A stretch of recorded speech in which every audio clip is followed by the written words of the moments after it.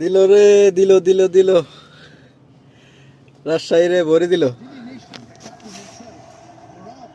Bangladesh BPL final.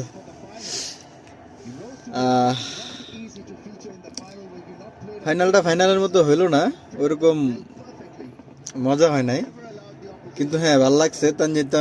Tanzid Tamim century করছে, খুব ভাল লাগছে। কিন্তু 111 রান অল আউট, 17 ওভার 5 বলে অল আউট হয়ে গেছে। আর উইলিয়ামস ওর সব সময় গুড লাগ, ওর কে কতটুকু চিনে জানি না, কিন্তু ওর সব সময় লাক ফেভার করে উইলিয়ামসনের।